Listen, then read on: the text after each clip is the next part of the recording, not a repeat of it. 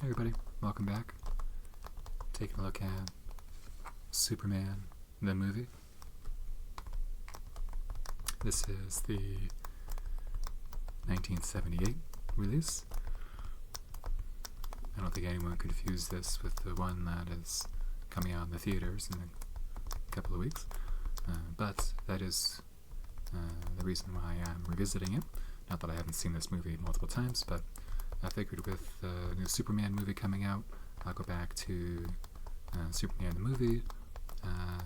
I'll also watch Superman Returns.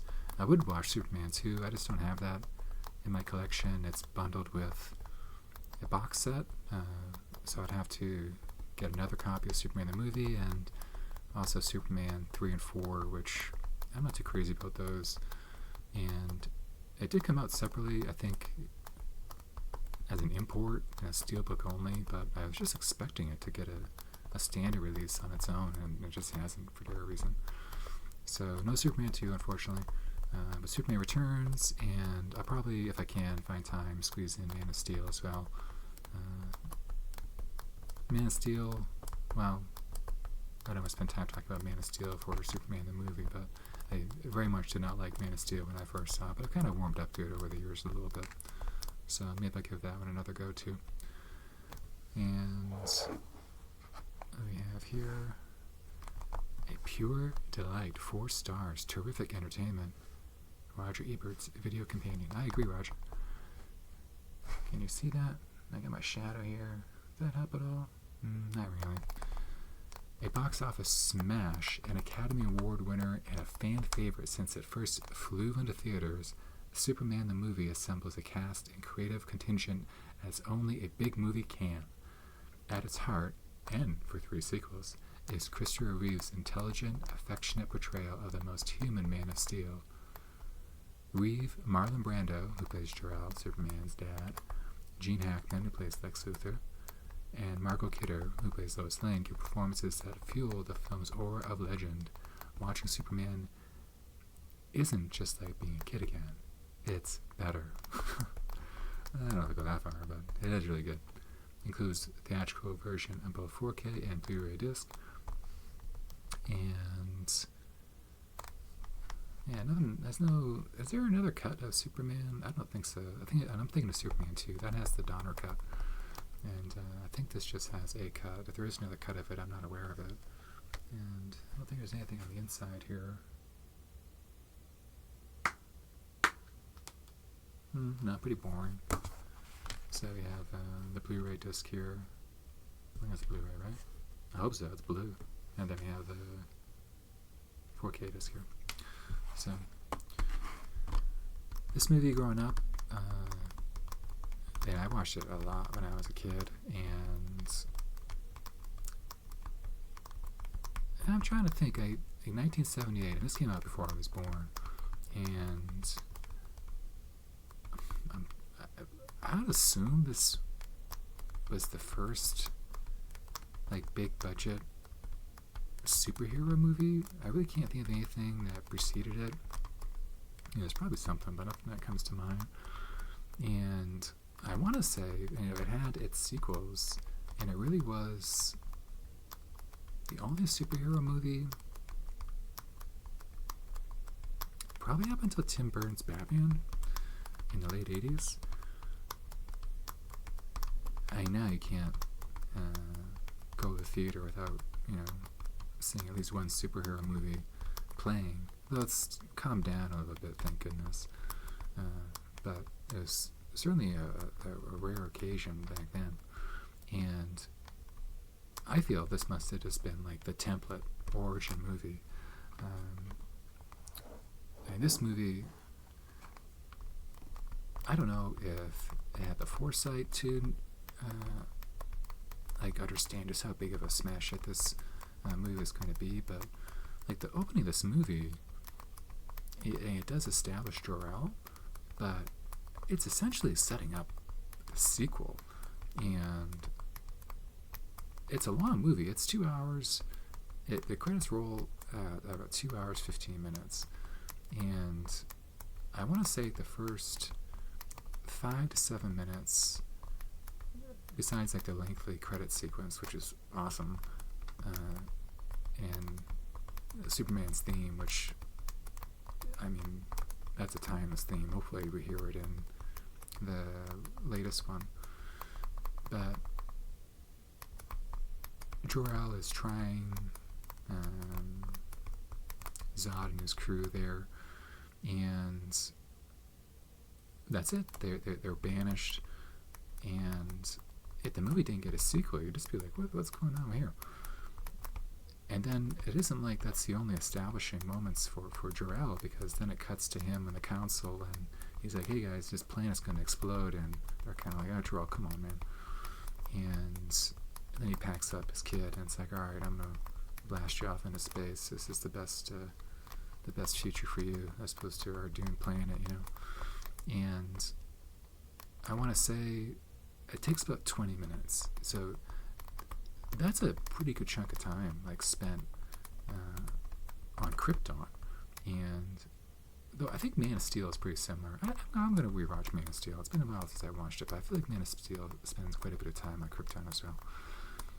And then we get to Smallville, and Jor-El, of course, puts Cal here in the coolest spaceship. Crash lands in Smallville. He's picking up cars and stuff as a toddler or whatever. And then it cuts to Superman as a teenager, upset because he can't play football. And Jonathan Kent is, giving him some fatherly advice, more so than Kevin Costner's Jonathan Kent. Though I do think that's one of the more intriguing aspects of Man of Steel, so we'll talk about that later.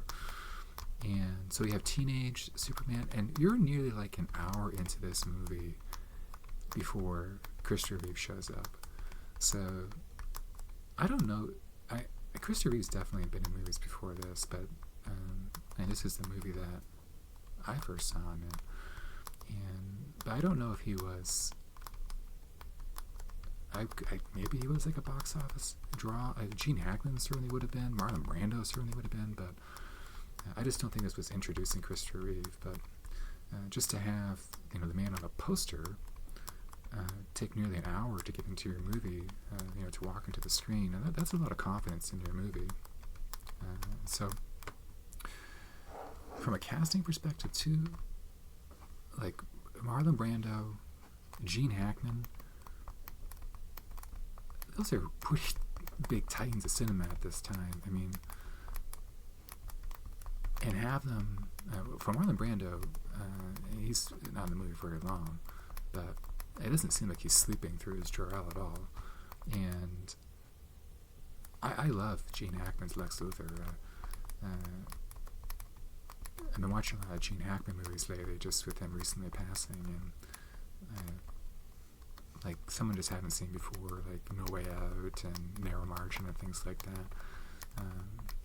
But yeah, his Lex Luthor, I really like this. He's just really indifferent to the suffering of others, and he also gets away with it, which I think is, he does end up imprisoned, of course, but if there wasn't a change of heart for his lady henchman, he wins. So I think that was pretty interesting too. And I hadn't even gotten to Christopher Reeve's performance. So, like, growing up, Superman, and he still is probably my favorite superhero, but I think the reason for that, like, I didn't start reading comics until, I was probably like 10-ish, 8 to 10 years old, and I saw this before then, and he was just the ideal superhero. Like, I don't need to talk about Superman and everything he stands for, but he was someone to look up to, and I was a Boy Scout and what have you, and for Christopher Reeve, he just was Superman. And like I know a lot of people say that, but he is so confident in this role and just seems to embody the character so well. At least my idea of the character, which again was, pretty much forged by the movie. So it's difficult to go back and think, is this my idea of what Superman's supposed to be because of this movie or something else? Because I wouldn't have read the comics before that, but it felt like it just felt perfect. It felt right, and so I really, as a kid, I think I probably liked Superman 2 more, just because Zod in my head was more clear-cut villain in a sense. It wasn't like Brain versus Brawn. It was Brawn versus Brawn. I could really wrap my head around that. And there's been more slapstick stuff, at least in the theatrical cut of Superman 2. So as a kid, it was pretty appealing. But going back, Superman the movie is far and away my favorite of the four. I think 3 and 4, again, pretty easy to discount those. But and it's primarily due to the chemistry, like the romance between Superman and Lois, Clark and Lois. They just have really fantastic chemistry on screen together, and like their interview, I just can't imagine watching and not like smiling throughout that entire interview together. And bumbling Clark in this, I just like the fact everyone is always like bumping into him, just like not even realizing that he's standing there. And like, oh, sorry, Clark, I didn't know you realized he was there. He's just kind of hovering around the background the whole time.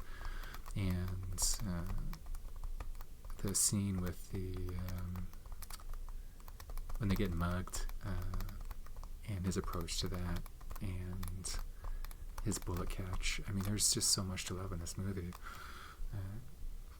And it really goes all out in the sense of what Superman's capable of. I mean, yeah, he's picking up helicopters and what have you, but he's flying into a fault line and like mending a fault. He's spinning around the earth. Like, I feel like those powers, maybe something in movies today, I don't know if anyone would like roll their eyes at the power of Superman, but like they did not like skip on the abilities here. Like, he's doing some crazy stuff in this movie, and honestly his power levels are so high. If you want to get like into nerdy stuff like that, like even when Zod shows up in the second one, and it's like, I guess you're from Krypton, but I haven't seen you do anything as crazy as this. So anyways, as mentioned, rewatching them, I just watched it. But one thing I want to point out with this release is that this release, the 2018 release, this has the 6-track stereo represented as Dolby Digital 5.1. It sounds awesome. Like, it is an incredible sounding movie. It's the track that accompanied the movie during its 70mm showings. And they put this out again on 4K. They didn't touch the picture, but they removed that audio track. Like, it's not on there anymore. They have like original theatrical 2.0, but this is like the original theatrical. It was just the theatrical track that was paired with the 70mm showing. So I have no idea why they did that. If you plan on picking this movie up, I would look for a used copy of it. I'm not sure if there's a way to tell if it's the 20. It's probably something with the UPC. I know this seems kind of like homework to buy a movie, but the track's not on there anymore. And so if you have like a nice home theater and you want to hear what Superman sounded like, if you were lucky enough to see one of the 70mm showings back when this came out, you want to get this release. It does have an Atmos track, but that's based on the 2000 remix, and it's not bad. I just don't understand why they dropped it with the subsequent release they put out after this. Like, they just kind of, maybe it's like an anniversary release or something, but I don't get it whatsoever. I don't know why you'd remove that track. It makes no sense to me. So just an FYI. Anyways, thanks for watching.